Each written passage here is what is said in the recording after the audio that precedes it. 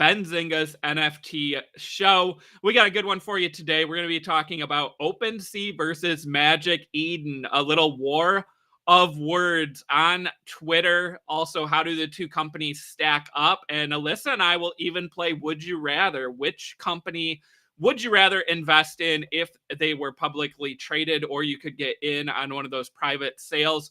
We also got a couple other Would You Rathers involving NFT collections later on.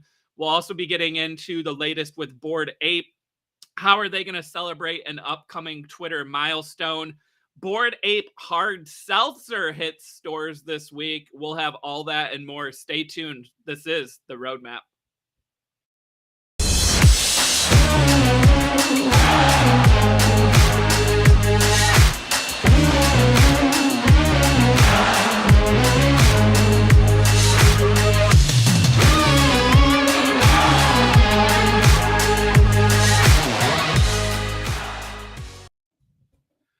All right, everyone, this is The Roadmap. As I said, if you're here watching us live, go ahead, smash that like, subscribe to Benzinga's YouTube channel, also to Benzinga's crypto YouTube channel if you have not already done so, and leave a comment in the chat. Let us know you're here. Let us know where you're watching from. I see Lord Byron in the chat. Shout out Lord Byron, one of our loyal viewers here. Get in the comment section warmed up. Before we get into today's episode, I do want to give a shout out to our sponsor. Today's episode is sponsored by FTX US, one of the largest cryptocurrency exchanges in the world in terms of trading volume and daily users. The FTX app is used by over 6 million people to buy crypto and NFTs, no transaction or withdrawal fees. You can use your phone or computer, and the FTX US trading platform offers NFT trading on both the Ethereum and Solana blockchains with no gas fees. To find out more and get signed up for your own FTX account, click on the link in the description below and also in the chat right now. Shout out to FTX. Sign up for an account and let them know that Benzinga sent you their way. I think it's time to go ahead and kick off and get into today's episode, which means, of course, that I don't want to be here by myself. So I want to bring on my co-host and producer, the one and only Alyssa. Alyssa, what's going on? Hi. What's up? Not a whole lot, just got done guest starring, cameoing, whatever you want to call it, on Stock Market Movers with Mitch to talk stocks, right? To talk Qualcomm. Yeah. We interviewed the chief financial officer of that chip company. I haven't done a stock interview in a while because I've been doing so many of these NFT ones. So it was kind of nice, though. Nice change of pace, but I'm back. We're on to NFTs now, and speaking of interviews, Alyssa, yesterday we had a really cool one, right? And I say that a lot, guys, that we do these cool interviews, but I got to highlight this one again. We talked to Carl Jones. He is the producer of hit shows like The Boondocks, Black Dynamite, and he was on here to tell us now all about Web3, right? And Alyssa, he shared that great story, right, about being homeless, right? And still deciding, hey, I don't want this other media company to take over this bubble goose that I created. I'm going to walk with it, and I'm going to now turn into Web3 and NFTs. And I just think that's so inspiring. Great story. And Alyssa, just to follow up, anyone who didn't watch that, make sure you go back and watch the interview. They also have a Twitter Spaces today, 5 p.m. with the one and only Tracy Morgan. That sounds super cool, super exciting. I'm going to try to catch that in the background while I'm working, of course. If Mr. Jason Raznick's still here, got to make sure he knows I'm working and listening to that Twitter Spaces, right? And then also, Alyssa, I shared a link here. So Carl said we were going to get some Bubble Goose jackets. Right? And he actually shared an image yesterday after our interview of kind of a little mock-up. Alyssa, what do you think of this Bubble Goose coat? Are you going to be rocking one of these this winter? Dude, I don't want. Well, I can't in Florida. Florida's got no winter. What is winter down there? Like maybe. 60 degrees? Yeah, it's like, okay, I can put it on for like a second, take a picture, like this is so cool, and immediately take it off. But that is so cool. Okay, well, here in Michigan with our blizzards, I'm gonna get one of these jackets, and I don't know, maybe I'll even wear it on stream, right? And I just think this looks cool. Shout out again to Carl for joining us on yesterday's episode. Everyone, make sure you go and listen to that. Really inspiring. And also, if you know the shows, The Boondocks and Black Dynamite, like it was really cool to hear, from the legend himself. Yeah. Alyssa, our first topic today, not to get too off base there from that cool interview, we got to talk about these NFT marketplaces, right? We got a little battle brewing, as if there wasn't a battle before, right? Between OpenSea and Magic Eden. So OpenSea dominates the NFT market. They are heavy in Ethereum, but they also added Solana recently. And then we have Magic Eden, right? Magic Eden dominates Solana, but then they announced recently that they're going to add Ethereum. So now you got a head-to-head battle. And this video came out yesterday, Alyssa, and I shared it with you this morning, right? That Magic Eden talked about Ethereum and Solana NFTs. And in the video, they said that one of the top Ethereum projects of all time, NBA Top Shot. And anyone who has watched this show for a long time or read our Benzinga articles knows, of course, that NBA Top Shot, owned by Dapper Labs, is based on the Flow blockchain. That's FLOW is the coin, also owned by Dapper Labs. So they shared this video, and someone at OpenSea was like, hey, I'm going to watch this Magic Eden video, right? And see what they had to say, right? And they caught the part about NBA Top Shot, and then they left this wonderful response here. Top Shot is a notable Ethereum project with, of course, the different capitalization there. This is what happens when you don't DYOR, of course, referring to do your own research. Alyssa, how about this hot take from OpenSea here? I love it. Okay, so when I saw it, I'm like, oh no, oh shoot, man. So I immediately went, right? I clicked the link, and guess what's not there? Let's see what happens. Nothing. The video's gone, guys. They took the video down. Magic Eden got called out by OpenSea, and at first they sent like a snarky response back. Yeah, right? And what does it say? Oh, right. That's why my Top Shot NFTs never got frozen. Yeah, so kind of a reference to how Top Shot freezes assets, right? But they got called out, and they decided, hey, let me take down this video. So they took down the video.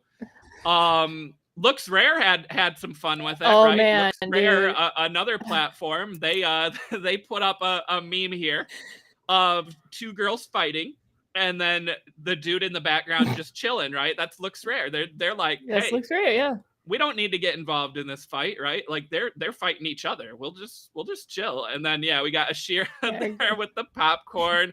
Like the memes were so easy on this one, and I mean, it's not like Magic Eden deleted the tweet, right? The tweet's still there. They just took down the video. So like they've been getting trolled for the last however many hours on this. And Alyssa, it brings us to kind of this debate, right? We've been talking about Magic Eden getting into Ethereum.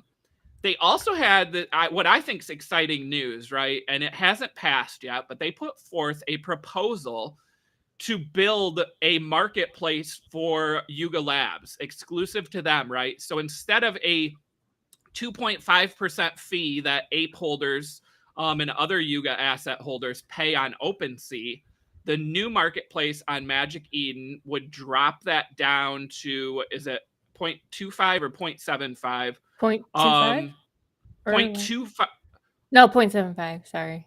Yeah, 0.75, but then also, and that comes with a discount of using Ape, as in Ape coin. So, like, I love the fact that they're utilizing Ape. and they would make this marketplace for Bored Apes, Mutant Apes, Bored Ape Kennel Club, maybe more assets down the road, right? And Alyssa, as we spoke yesterday, Larva Labs has their own marketplace for CryptoPunks. Some of these other NFTs are building out their own marketplaces to cut down on those transaction fees, create some exclusive places for people to buy and sell, right? And we're going to get into a sale later on today, a Mega Mutant that sold for millions of dollars. That was done offline. And part of the reason it was done offline is because otherwise you're giving OpenSea a couple percentages of millions of dollars. Like, that's a lot of money. So Magic Eden has dominated Solana. And even with OpenSea adding Solana, they really haven't cut into their market share that much. So the question is, can the same be said on the flip side? When Magic Eden brings forth Ethereum NFTs, Alyssa, do you think they take share away from OpenSea, or do you think they kind of just appeal to existing Magic Eden holders who maybe want to diversify with Solana and Ethereum? Yeah, I think that they're gonna appeal to like the people who are already on Magic Eden. I don't think they're gonna take any market share away from OpenSea. And I want to mention this is the first time Magic Eden's worked for me in the past few days. Yeah, shout out Magic Eden, and if anyone from Magic Eden is out there and you want to come on the stream, let us know. We don't love to dog on you, but as Alyssa said, like, we have had problems getting the website to load during our show, and I mean, we're just being honest with everyone out there. So, but we do love Solana projects, right? Like Bubble Goose Ballers that was on yesterday. That's Solana. Yeah. You got Catalina Whales. You got Trippy Apes, right? We're on before. Like, we've heard about some of these different projects. It's cool. I'm trying to diversify myself, right, between Ethereum and others. Of course, NBA Top Shot, which is on the not Ethereum network. It's on Flow. Gotta get that last shot in there. So Alyssa, let's talk valuations here in the different marketplaces. So OpenSea earlier this year, it might have been late last year, was valued at $13 billion. That's a massive number. And it came before this dip in the NFT marketplace we saw, right? So they kind of got that funding round in before the market went south. Magic Eden, on the other hand, just raised money in the middle of a bear market at a $1.6 billion valuation. So neither company is publicly traded. But my question for you, Alyssa, and we'll start with you, is would you rather own OpenSea at a $13 billion valuation or Magic Eden at a $1.6 billion valuation? I think I'll go with OpenSea. Yeah. OpenSea. Yeah, it's hard to argue against the leader, right? Like, we've talked about that. Everyone has came in and they've tried to disrupt with no luck, right? And I find it really hard. The only thing I like is the lower valuation for Magic Eden, right? Is I think you have a little bit more upside. Whereas OpenSea was valued at $13 billion during what was still kind of a bull market, right? So it's going to take them a little bit to get back to that $13 billion level. Whereas if Magic Eden brings forth Ethereum NFTs and they actually do well, you could see that valuation increase pretty quickly. So I don't want to bet against OpenSea, but I feel like in this case, I'll go ahead. I'll play devil's advocate to you here, and I will take the Magic Eden side at $1.6 billion. Magic Eden, don't let me down. Make sure your website works every episode from here on out. I'm in your corner. I'm trying to support you. So everyone in the chat, what's your answer? OpenSea at $13 billion valuation or Magic Eden at $1.6 billion. Remember, neither one is publicly traded. But if you could get in on one of those private rounds or if they did IPO, which valuation and company would you go after? Alyssa, while we're waiting for those answers to come in, anything else to add here on just the overall OpenSea versus Magic Eden debate, or maybe some other marketplaces? See, when you think about, okay, like OpenSea is already like at the top. So like me thinking, oh, like you could be buying up at the top for OpenSea since they're up there. But like and there's room for Magic Eden to grow. There's a lot of room for them to go, you know, especially since they're adding Ethereum, but like I still want to like stick with my like what I already know, what I use. I never really used Magic Eden, so I don't, I don't I put this with like investments with like the stocks. Like I go with the companies I know, so it's the Yeah, same deal. It's the same deal with the OpenSea thing versus the Magic Eden. that's good advice there, Alyssa. Kind of the Warren Buffett thing, right? Invest in what Yeah. you know, the companies you use. I definitely use OpenSea more. Um, we of course are sponsored by FTX. FTX, I think, does a good job of appealing to some of those other niche markets, right? Like they've got the Steph Curry partnership. They've done some different drops there. I think these other marketplaces all kind of have a spot, but the question is, how much can they grow? So Alyssa, I'll give you another one we haven't talked about here in a while. If you can pull up that tweet, Okay. GameStop, right? GameStop has an NFT marketplace, and in its first 2 days of trading, it did more than Coinbase did all time, right? For months. So GameStop has this tweet that shows that they are bringing these gaming NFTs to the future. So if you hit that picture there, I don't know these games that well. Alluvium, Gods Unchained, a couple more. But it looks like games, right? And Alyssa, like, I want to play video games where I can play to earn, or, I can get a coin, or I can get NFTs for spending my time. And GameStop's going to help grow that market, I think. And that's where I really think GameStop can do a good job with their marketplace, right? They already have a built-in fan base of gamers. So, Mm. like, would you agree with that? Like, should GameStop be focusing on trying to get Bored Apes on their platform? Or should they be focusing on getting, these games on their platform? Games. It's in their name. It's GameStop. And they should also be reaching out to like I don't know, Pokemon, Nintendo maybe. I don't know if Nintendo would Yeah. ever do this, but if they Seriously, bring did, me Pokemon NFTs. I'm I begging. know. Like I have said If this for months, Alyssa. Give me if give me my Pokemon NFTs. yeah, I gotta catch them all. that would be insane. And I think if GameStop was the one who was like exclusively, they had that. I think GameStop would be like is like the primo, unless Nintendo's like, I'm just gonna do my own. But I don't Yeah, know. and I could see that. I could see Nintendo trying to do their own. Alyssa, go back to that tweet, that image though. We might not be able to see it here on the screen very good, but in the bottom right hand corner, there is some logos. And if you zoom in, V Friends. Look at that. We know V Friends, right? V Friends Series 1, Series 2.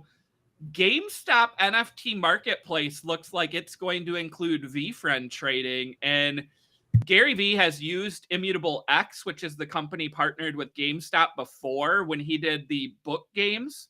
They used Immutable. So I think there's a Gary Vee connection here. And I'm not saying to go out and buy GameStop stock, guys, but I think GameStop's marketplace might be being slept on a little bit here. VFriends is massive. It's a top 10 project of all time. What do you think of that? Has VFriends talked about this at all? Or is this So just like VFriends, so I wrote an article about this today, Alyssa. VFriends put out a tweet in February where they shared the Immutable X tweet, and it said like GameStop and Immutable X doing great things or can't wait or something, and that was it. okay? So Oh, like it's there, but I don't think there's been like an official announcement. But like you don't put out a picture like that no, no. without a reason. So yeah, and shout out Crypto the Only. I see your comment. What's up? We're having a great day here. Hope you are as well. Lord Byron as well. And we got the Blind Trader, of course, in here too. Thanks for joining us, everyone. Again, leave a comment. Let us know where you're watching from. And Yeah. also, if you would rather invest in an OpenSea or Magic Eden, that was our first Would You Rather. But Alyssa, like this GameStop NFT marketplace, I keep meaning to spend some time on it. I haven't. But those gaming assets, like I'm actually kind of excited to see how that catches on. And I mean, the gaming, Alyssa, I know you're big in games, right? The gaming community has kind of hated the thought of NFTs, right? As far as like the AAA, the big titles go. But some of these like maybe mobile first games and like smaller ones, I feel like they have a good shot of kind of catching on with NFTs or creating like a new NFT game rather than bringing them into your existing IP. What about that? Here's my thought with gaming NFTs and gamers. Like, I don't. No one wants to be like gouged out of their money, just like ripped out of their wallet, and like hey, play my game, but you need to like spend money on it. Kind of like what Ubisoft and EA does with all their games. I want to like link it back to like Carl Jones, like make a project, make a game where you're like here for the community, and make it like maybe make it to where they make the game with you, or like the community makes the game together, maybe, or like just make like I have so much thought. I think this works out well for like standalone like games, and like I can't even think of the freaking word. My brain's mushy right now.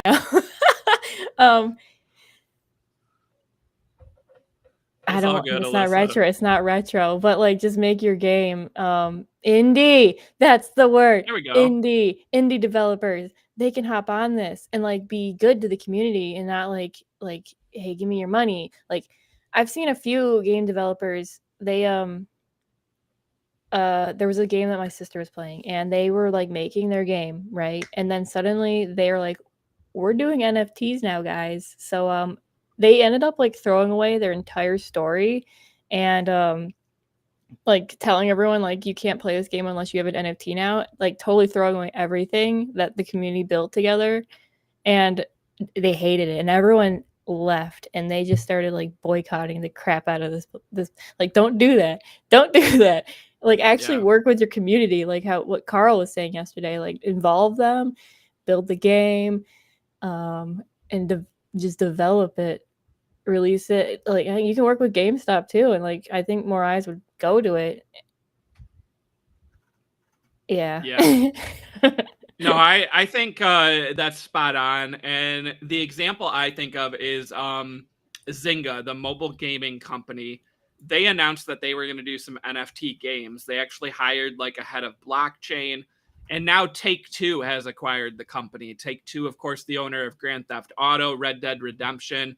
So I feel like maybe it's a test there, right? Rather than Take-Two launching NFTs or like trying to get, Grand Theft Auto NFTs, which would probably be a disaster and hated by everyone, they can kind of let Zynga test in these mobile games, right? Like new mobile game, or I don't know, like Farmville, right? Make a Farmville play to earn game, right? Where you actually, for getting your crops, you actually get something out of it.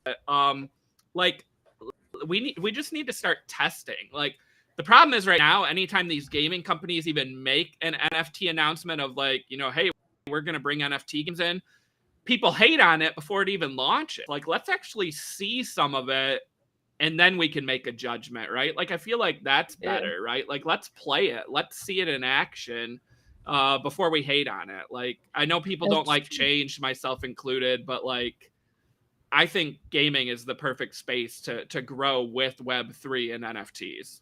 There shouldn't really even be rules when it comes to gaming. It's just all for fun. And like, this is an opportunity to make it so where you have fun while you also have like the ability of making money either in the game or just with the NFT itself. Like, I don't know. And like you said, you can get creative with this. Very creative and outside the box, like big time. And I don't know. I think in the future we're just gonna see like cool things come out of it. Yeah, definitely. All right, let's move on from these NFT marketplaces. This is a cool one to talk about, right? I mentioned it earlier that there was a massive sale of a Mutant Ape Yacht Club. This is one of the megas.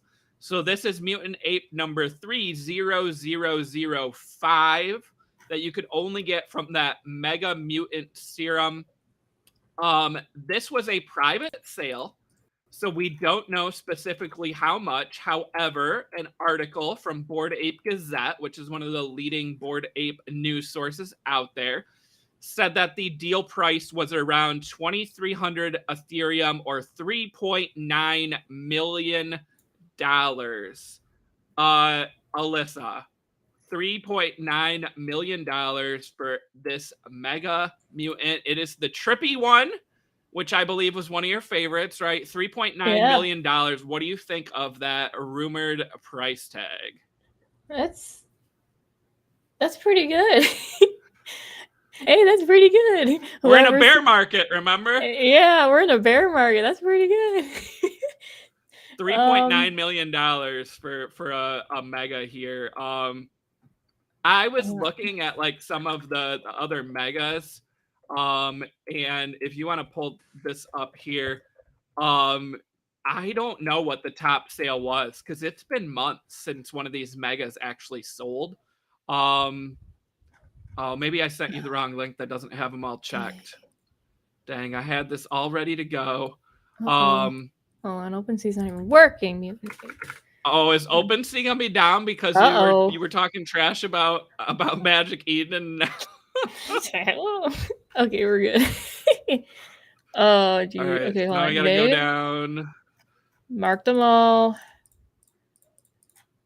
There's 12, is there an option? Right? I think so. Did we there get? There should be an option to... I don't see it. Are these all of them? Like, are they all revealed, or is there still? I think so. I think there's 12 total. Okay. Okay. Highest. Well, I'm gonna go to highest last sale. No. Most recent sale. Where am I going? Recently sold. Go most recent. Yeah, so since the Trippy was sold privately, it's not gonna... Yeah. So, like, how long has it been, though? Click on that top one. Okay. Wait. A year ago? A year ago. Really? And is it 200?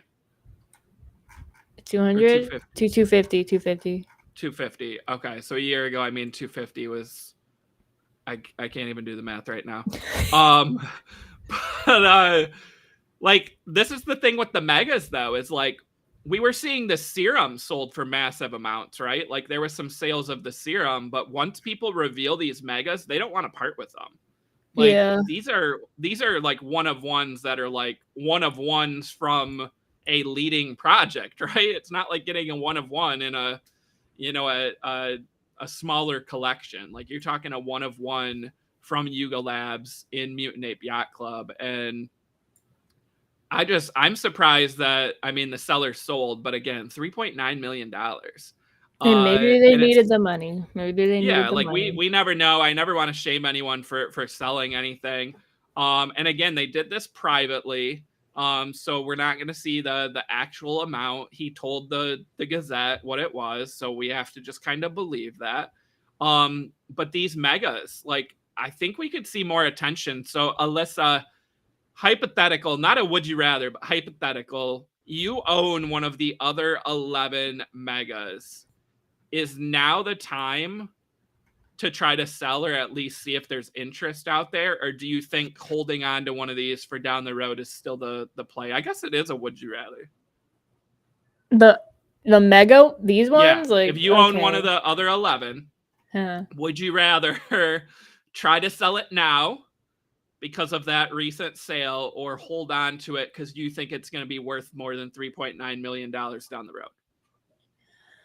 Let's assume they're all worth $3.9 million, just for ease. It's tough. No. Okay. If I had to sell, I probably maybe would sell now. Like, there's hype kind Yeah. of building. And if you were to sell again, it'd probably bring more hype to it, and who knows, it could be like a chain reaction to like do like a little spike in volume. Yeah. But I would never sell one of these if I had one anyway. So freaking like I'm getting I would this and like contact every business out there, like Yeah. Zoomies and Vans and all that, and like throw them designs and everything. Like, hey, you want to use my ape? Let's work together. And I would do that. Yeah. And I think I would get more use out of it. Besides like selling it. I don't know. Yeah. I think I'm on the other end. I think I would sell it for 3.9 million. And I think the reason why is based on the numbers yesterday. I think that you could sell your mega and you could get a gold fur Bored Ape and probably a rare crypto punk combined. And you know what I mean? Like, I almost feel like I would rather own the two than the one. I mean, you might even be able to buy 2 gold fur apes if you played your cards right for $3.9 million. So I don't know. $3.9 million is a lot. Let me So rethink my strategy. yeah, so that's my Hold on. take. But All right, here's my strategy. If I own okay, one, let's hear it. I probably already have contacted a crap ton of Yeah. businesses, and like depending on what they said, I probably would be holding on to that. But if nothing is like working out, then I would probably be definitely thinking, I'm gonna sell this so that I can buy. Like I didn't even think about that, like buying a gold ape or pug. I didn't think about that. And that's 300 million. That's a lot. Yeah. All right, Alyssa. Well, let's move on to our next topic. But it is right along with Bored Apes, right? I haven't looked recently, but Bored Apes were nearing a milestone on Twitter. Okay, so 992,943 followers on Twitter. They are inching closer to the 1 million followers. And they announced earlier this week that if they pass 1 million, or I guess when they pass 1 million, they will do a Twitter Spaces and celebrate the last year and a half of Bored Apes. The founders will be there. It has been a long time since the founders of Bored Ape did a Twitter Spaces. I remember they did one with Farouk a while back. They also, of course, did that interview with Input Magazine. And of course, anyone who owns a Bored Ape or Mutant Ape that got to go to Ape Fest may have ran into the founders there. But otherwise, we're still talking about some of the biggest names in the NFT world, right? And this Twitter Spaces they do could be massive. It could be people's, lone opportunity to ask the founders a question. We could also get some alpha dropped, right? Maybe someone can get news out of them of, maybe what's going on with Other Side, what's going on with Punks, what's going on with Meebits, what's next, all that. So like Twitter Spaces can be very powerful. So this is a big deal. Alyssa, what do you think of them celebrating the 1 million followers with this Twitter Spaces? That's pretty cool. And you already know, haters and lovers of Bored Ape are gonna be there listening. Yeah, I was thinking that is Ryder's gonna show up and all these other probably maybe not on their account, but on like a private account, they'll be there. Yeah. They'll be listening. That's a good point, Alyssa. Though, so like, if you're Bored Ape, if you're the founders, or if you're the CEO, Nicole, how do you manage this Twitter Spaces knowing that like people are gonna want to come up and it may be a question? Like, I'd say normally you could just go like, do you go anyone who has a verified Bored Ape picture on Twitter, right? Because like if it's verified, they own it and they pay to have it on Twitter. Like, is that what you would use as your guide or not? You mean to bring them up as a speaker? To bring them up to speak and ask a question, or do you think they just do this Twitter Spaces, no guest, right? Just the founders talking?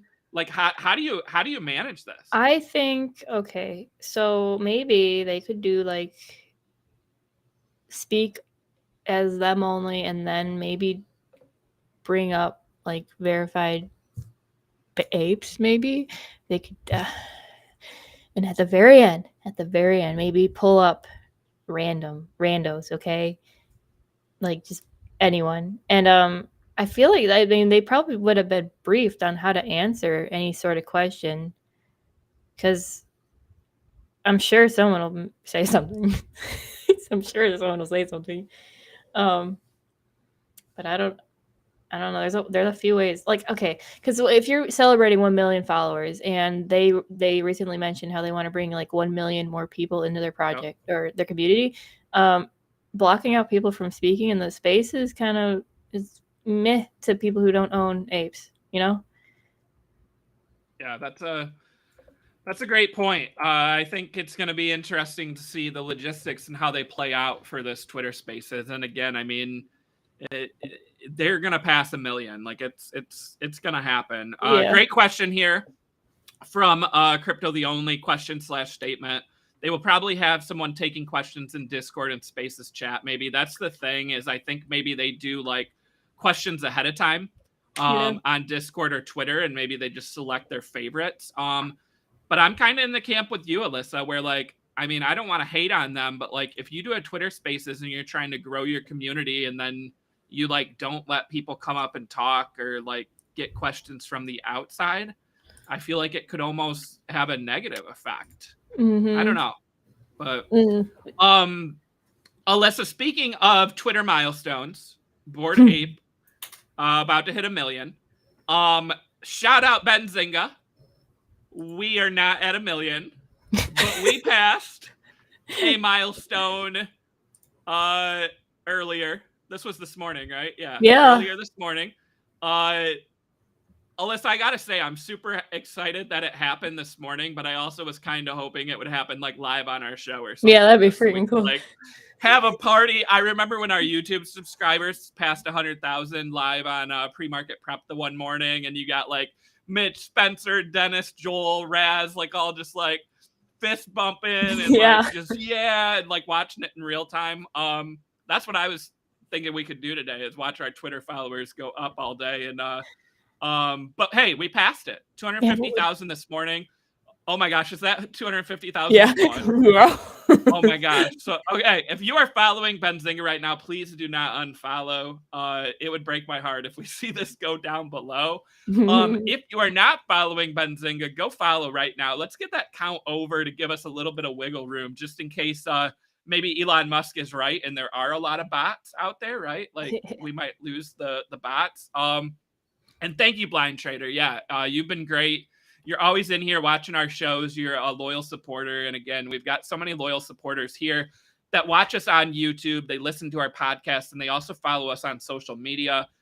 We appreciate you all. I mean, you guys are what drives Benzinga, right? And we have one of our core values. We create raving fans, Alyssa, which is my favorite, right? Because I write articles, I do shows. I try to build on our fan base, right? And I like to think that I've had a part in that over YouTube and social media over the past 2 years. And I am so grateful for our community and also for you for leading the way with Twitter to really kick it up a notch. So what are your words you've got to say here for Twitter hitting that milestone? I love all of the followers. I love all of you guys, especially when you're in the comments, just throwing either, I don't care, shade, funnies, memes. I love it. I'll like all of your comments and interact with you guys. And thank you for following and helping us reach 250K. I was literally vibrating in my seat. I was in the chat in live trading, like just like spamming the chat, like go follow, guys, go and follow, I was like, go follow now, follow. And every time I was refreshing the page and waiting, and as soon as it hit, I was like, it's here. Yeah. Oh man, it's here. Exciting times, and we got more coming, guys. Like, don't go anywhere. We're trying to beef up our Twitter. We're gonna do some cool polls. We got memes coming. We got articles coming. We got news coming. We're gonna cover it all. Alyssa, keeping on that Bored Ape news story here. Yeah, hey, shout out Shannon. Yeah, I mean, hey, you don't have to be commenting every second. You're here watching. We know we got hundreds here watching, and not everyone's commenting. We love and appreciate everyone. Yes. Alyssa, speaking of Bored Ape, and the fact that if you own one, you can use it for some branding, right? You mentioned if you owned a Mega, you'd be calling up all these companies. Yeah. Well, the team behind Happy Dad, which is the Nelk boys that do the Full Send podcast. They recently interviewed Elon Musk. We had quite a few articles from that cool interview. Happy Dad Hard Seltzer. I enjoy a hard seltzer every once and then during the summer, right? It's like a beach drink, a lake drink, right? Just an easy. And here we have banana flavored hard seltzer featuring the Bored Ape that they own. Alyssa, Bored Ape Hard Seltzer is here starting today. What do you think of this? How cool is it to see a Bored Ape here on this this brand? I think it's really cool. And like you said, you're like at the beach, like drinking a hard seltzer. Like I imagine like they're at the store and they just see that just chilling there. Like what is that? You know, they buy it, they take it, and then I don't know, like maybe like search it up, look it up, like Yep. what is this? What is this thing? Right? The people who don't know, and then obviously the people who do know, they're gonna buy that crap up. I can see them like keeping the can like on the shelf for forever. I think people do that, right? They like the limited edition crap. Yeah. Oh yeah, I've got some cans, some bottles. They're probably stored right now, but I've definitely got some saved, some cool ones. I mean, here in Michigan, right, we've got so many craft breweries and they do different designs, right? Like they do the cans where they have like lighthouses on them, or they have like, pictured rocks or waterfalls like on the can as like a limited time thing. And I always think that that's really cool, right? So yeah. I mean, Bored Apes, and I actually interviewed the founder of a Michigan brewery last year, North Pier Brewing Company in Benton Harbor. And he actually put out a IPA that had some Bored Ape artwork on it because he owned a couple Bored Apes. And Nice. I mean, it's really cool to see that again. Happy Dad is a big brand, right? Because they have that podcast. They're well known.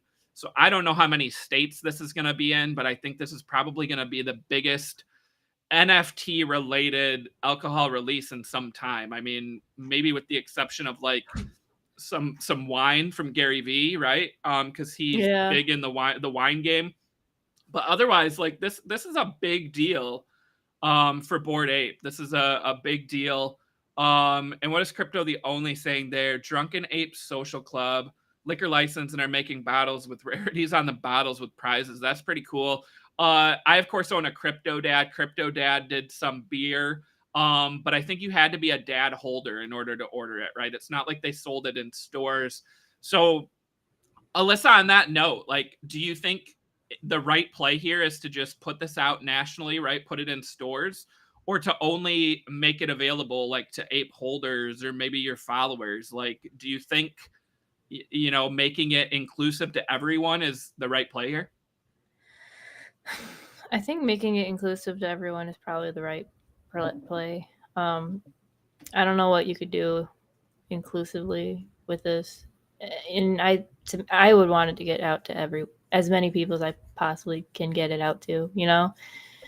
Like that's my ape on my brand. Yeah. Buy it, take it to the beach, and show it off. Freaking take a picture of it and send it to all of your friends. Like, look. Yeah. Look at this, it's an NFT. Yeah, no, I'm with you. I think it's really cool. I think also you do have some people who maybe have heard of Bored Apes and they're in that camp of like, why would I pay $100,000 for this? Yeah. And then they see this ape on the can and they're like, wait a sec, you can use your Bored Ape like on a brand, right? Like that's one of my favorite quotes from VCon was when Snoop Dogg was talking, and he said that when his son and manager were trying to convince him to buy a Bored Ape, right? And he bought it and he was like, is this just some silly monkey like sitting up there not doing anything, or can I like do shit with it? And once he found out like he could do whatever he wanted, he built a whole brand, right? We got Dr. Bombay, like it's on his shirt, on his hat. He's making ice cream stores, like it's all over the place. So I think that this hard seltzer, like, is just going to validate further that, like, if you own the right NFTs, if you can market, like, you can build a brand, you can make some money from doing this. So maybe your idea, Alyssa, of getting a mega and calling up these hundreds of companies is maybe it's not too off here, and that's what maybe I'm you got to take out saying. that loan. Yeah, that's what I'm saying. Like, why not? It's Yeah. possible. If you have the drive and the vision and you're willing to put the work in, you could do some cool stuff with your apes or maybe other projects, you know? Definitely. Alyssa, let's sidetrack from NFTs just for a minute, because this is connected to NFTs. Yeah, the right click and save haters. Ethereum is ripping. Yes. We haven't seen Ethereum hit the $2,000 level in months. We were close earlier today. We had a test of the merger happen last night. And Alyssa, you shared that we now have a tentative timeline and a Yes. tentative date of September 15th and September 16th for that merge to happen. Now, we've been hearing for over a year, Alyssa, right, that we were going to get this merge. So, like, I feel like there's going to be those people who are like, hey, I'll believe it when it happens. But that test last night, I really think, like, this is coming, guys. Like, this is going to happen. And for anyone who doesn't know, like, this changes Ethereum completely. This now changes it from proof of work to proof of stake. And this also is going to make transactions, right, minimal cost, right? Vitalik said, I believe, 0.002 is what we could get down to per transaction. Like, Alyssa, remember gas, when gas was like, you bought like a 0.05 NFT and you paid 0.05 in gas? Like, we're going to get past those days. I mean, gas is already down because of the market, but like, we will likely never get back to that level that we were at. Yeah. Hold on, let me pull the chart up again. Okay. Yeah. What do you think it's gonna do to the NFT market? So that's a great question, and that's where we head next, right? Is that, like, typically when Ethereum rips higher, we end up seeing NFTs kind of pull back a little bit, right? Because, like, Yeah. it depends on if you're in the camp of 1 ETH equals 1 ETH, or if you're in the camp of $100 equals $100, right? Because if Ethereum goes higher and your NFTs are still valued at the same ETH, they're worth more in USD or fiat. So I think in the long run, we're going to have another bull market here for NFTs. And I think part of that is going to be helped by lower transaction cost and also by Ethereum getting back to where it was. Yeah. I don't think Ethereum's going to hit 4,000 like today or tomorrow or this month. But I think that the merge is a major event. And I think that we're gonna see some more momentum. And I just think this merge is exciting, and I think it's going to be a big story that we're definitely going to be covering here Oh on yeah. Benzinga's shows. For sure. So stay tuned. Stay tuned. Look at that chart. Yeah. Look at it. I mean, I saw this happening last night. I almost actually bought some more, and then I was like, no, I'm gonna wait. It really makes me kick myself for like not buying up a bunch when it hit under 1,000, right? Like, Yeah. I bought some at 1,200. And then of course it dipped more from that, but 1,200 is definitely up now. But when it got under 1,000, like, I was like, man, like, this is the time. But it is what it is. Yeah. No, So I was looking at it like, I don't know what I was thinking actually. I knew I should have bought some, but I yeah, didn't. definitely. All right, what do we got next here? We did the merger. Okay, so Starbucks. Alyssa, we talked about this months ago, right? Starbucks said that they're going to get into NFTs. So we don't have details yet. I saw a fun little poll here on our friends from the First Mint saying Starbucks is coming. What coffee brand should be next? So I think that's an exciting area to focus on, right? Is what other companies are going to copy Starbucks now and do an NFT. My other question, Alyssa, I'm not a coffee guy, right? I'm a Mountain Dew guy. But if you're a coffee person, are you a coffee person, Alyssa? Oh yeah. Oh yeah. Are you a Starbucks person? I don't go to Starbucks often, no. Yeah. So like my question, and maybe someone in the chat here can help me out, is Starbucks is going to put out an NFT, and it's going to be, I think, very similar to a membership, right? If you own the NFT, you're going to get perks, right? So my question is, what perks should Starbucks do with their NFT? Should you get a free drink every day, a free drink a week, a certain number of drinks a month? Should you just get some exclusives but not free drinks? Like, Alyssa, what do you think the play is for Starbucks here to make sure they do this NFT launch like big to start, but also not like piss off their loyal fans and rewards members they already have? Well, what's the play here? Do you know how their rewards work at all right now? Because I I have no idea. No, Okay. but I think you get. I picture you get points, and then you can get free stuff. So I mean, you're not gonna get free drink every day, but maybe if you let's call it like the buy 6 get 1 free or something. Maybe it's that, right? If you get coffee every day, you're gonna get. Oh wait, there we go. See, that's what I was looking for. Blind Trader, free drink for every 5 drinks or something like that. I don't know if that's in reference to what Starbucks should do or what they're already doing, but that's what I'm talking about, Alyssa. I think so, yeah. What's the play here? Like, how do they make this work? I like what Blind Trader said. Like if you own the NFT and you bought like a certain amount of drinks, you can get a free drink. Or like if you own the NFT, you automatically get like this set a number of free drinks like every month. And then I think, don't they release like specialized like cups? Yeah, yep. Like they could release special ones. I think you should get the cups, or maybe first access to some, since they sell out. I think super exclusive ones only for NFT holders too.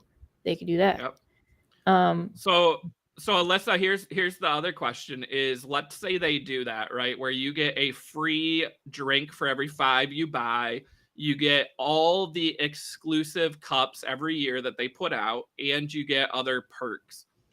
How do they price this?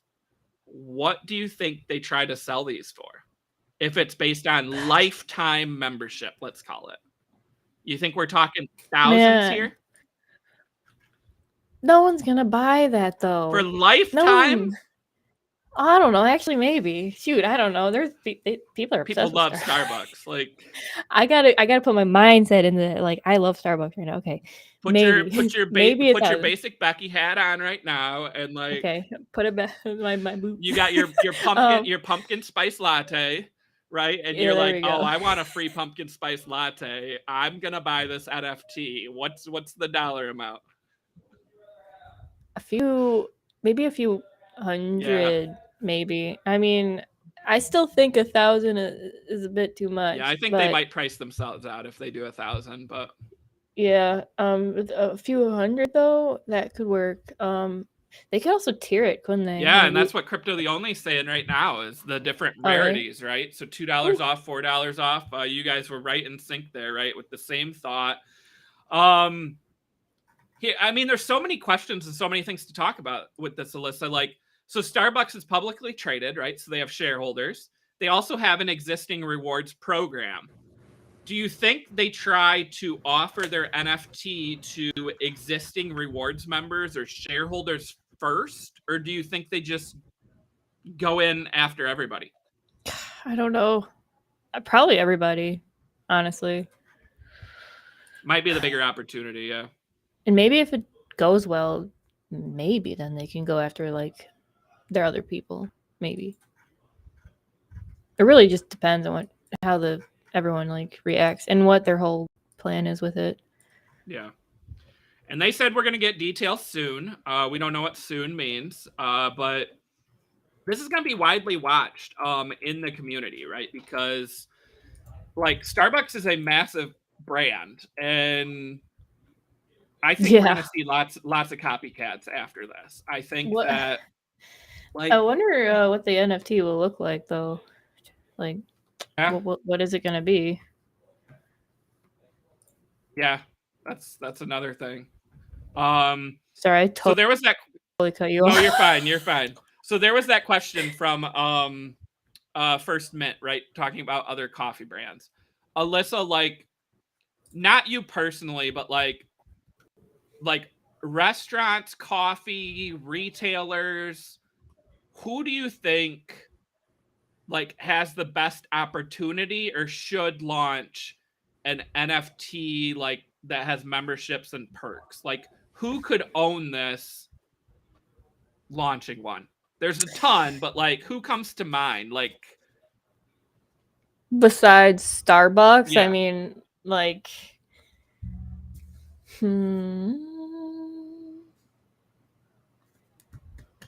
Panera. That's a good one. Dunkin' Donuts. So like, I feel like initially I think like McDonald's, but then I think like McDonald's price points. And like, how do you translate that, right? Do you get like a free $5 reward or something? Like, you're not gonna give people like, hey, if you own this NFT, you get free fries every time you order or something, right? That almost seems like minimal. The other one that comes to mind, just throwing it out there, Ticketmaster.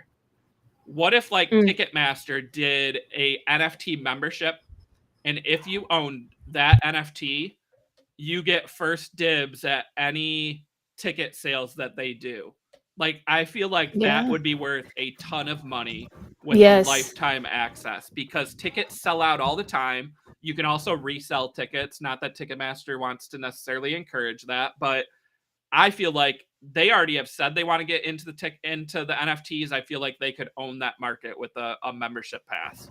They for sure can. That's actually a really good idea. And hey, they should listen.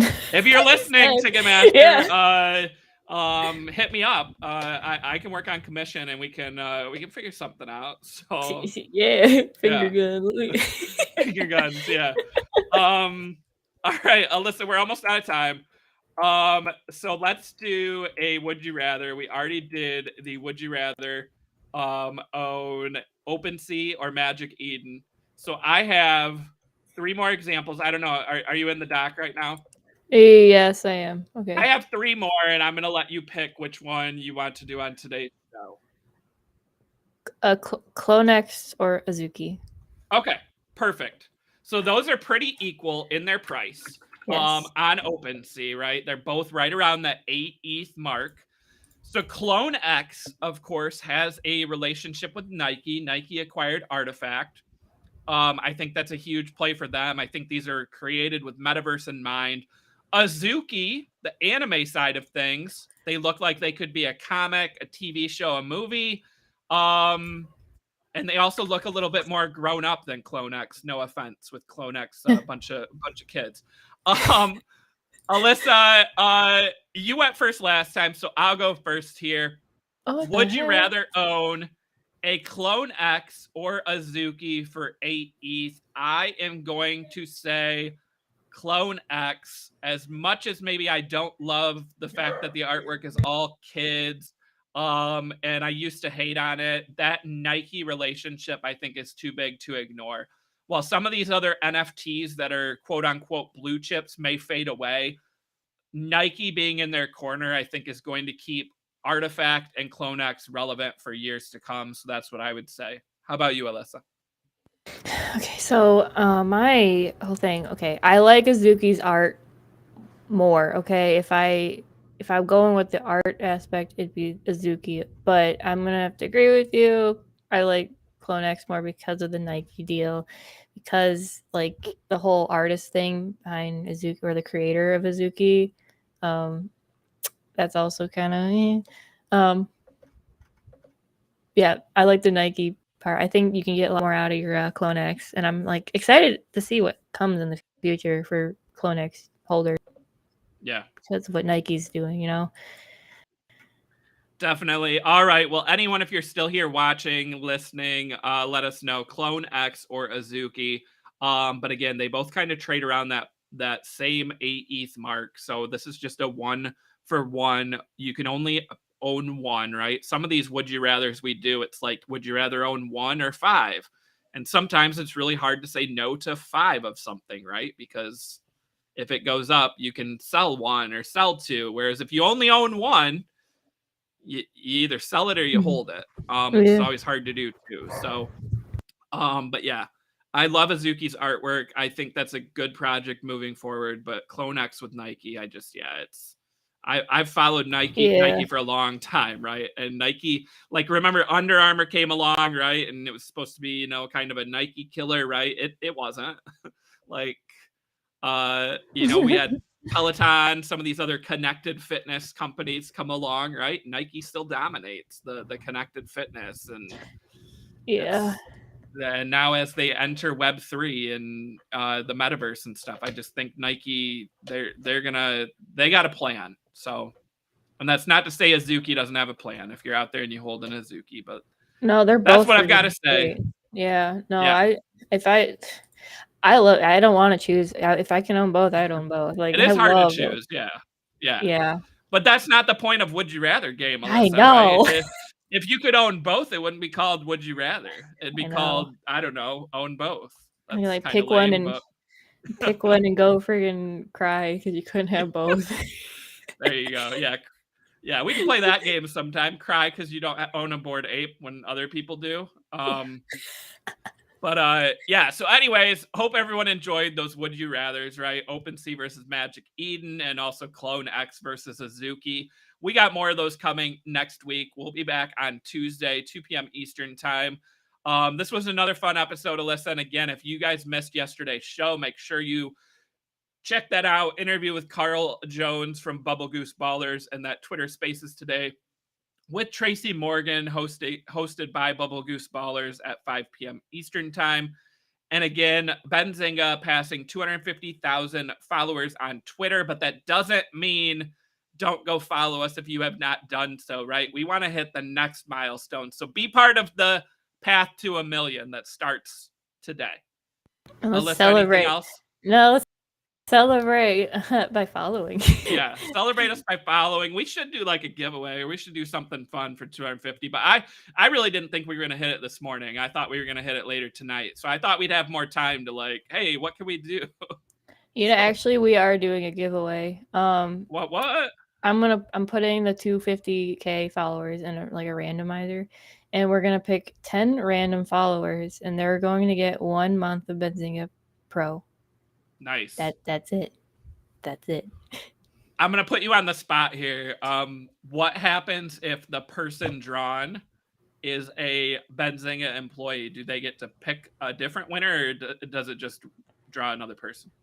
I think we should draw another person. I just draw another, right? Yeah. I was gonna say, because if I win, I already have Benzinga Pro, but I want someone else to experience that. Exactly. So, yeah. So Pro is freaking cool. Yeah, if you don't have Benzinga Pro yet, pro.benzinga.com. Sign up for a free trial right now. And hey, maybe you'll win that free Benzinga Pro anyways. But definitely worth the money in my own opinion. If I did not work for Benzinga and I didn't have free Benzinga Pro, I would definitely be paying for it because it would help with my stock trading. So that's what I've got to say. Yes. But all right, everyone, we went over on time. Stay tuned. You got pre-market prep at the close coming up at 3:30 with Money Mitch and Joel breaking down all the top stock and crypto news and headlines and movers of the day. Definitely check that out. And Alyssa, till next time. Yeah.